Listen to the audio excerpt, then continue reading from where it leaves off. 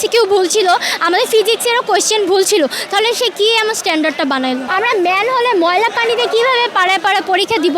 অনেকে টাইফয়েড হচ্ছে, ফ্লু হচ্ছে, জ্বর হচ্ছে, মাইগ্রেনে ব্যথা, তো পোলাপেন কীভাবে এক্সাম দেবে? শিক্ষামন্ত্রী আমাদের বলেছে যে যখন উনি আমাদের শিক্ষামন্ত্রীর পদে এসেছে, বলছে নকল আর হবে না, সবাইকে পড়তে হবে। এই 2026 যুগে কেউ নকল করে না, ফার্স্ট অফ অল। সেকেন্ড হচ্ছে উনি প্রশ্নের মান এত স্ট্যান্ডার্ড করেছে যে সব বোর্ড মিলে একটা কোয়েশ্চেন করার পর আমাদের বাংলা এমসিকিউ ভুল ছিল, আমাদের আইসিডি এমসিকিউ ভুল ছিল, আমাদের ফিজিক্সেরও কোয়েশ্চেন ভুল ছিল, তাহলে সে কী এমন স্ট্যান্ডার্ডটা বানাইলো? আর উনি সবসময় দেখলাম, আমার আম্মুর যেও উনি ছিল, বললো যে উনি নাকি হেলিকপ্টার দিয়ে দেখতো যে পরীক্ষার্থীরা নকল করছে কি না, ভালো মতো পরীক্ষা হচ্ছে কি না।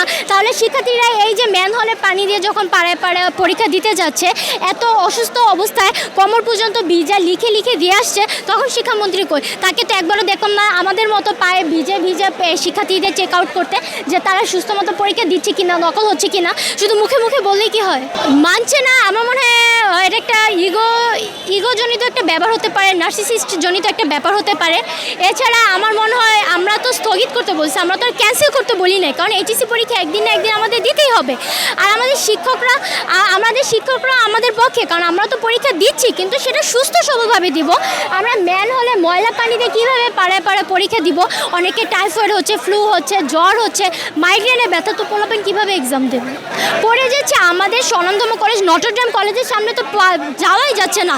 আপনারা আমাদের কাছে নাই, সে আপনারা 2-1 জন যান, যে দেখবেন নটরডেম কলেজের সামনে আটু সময় ম্যান হলের পানি, তারা কিভাবে যাবে? তাদের প্রবেশপত্র, রেজিস্ট্রেশন কার্ড সব ভিজা, তাহলে কিভাবে পরীক্ষার্থীরা পরীক্ষা দেবে? আমাদের এখান থেকে চেয়ারম্যান থেকে বলা হয়েছে যে আমাদের কালকে পরীক্ষা হবে। আমরা পরীক্ষা দিলাম, আমরা যারা ঢাকায় আছি হয়তো আমরা হাঁটু পানিতে পরীক্ষা দেব, কিন্তু আমরা যারা ঢাকায় থাকে, যারা ফিজিক্সে 12,000 শিক্ষার্থীরা পরীক্ষা দিতে পারে নাই, কি তারা ভুলে যাচ্ছে যে এইচএসসির পর তারা কিভাবে বুয়েটে, ডুয়েটে, চুয়েটে, কুয়েটে, মেডিকেলে তারা এক্সাম দিবে, কারণ তারা ফিজিক্সের মতো গুরুত্বপূর্ণ পরীক্ষাই দিতে পারে।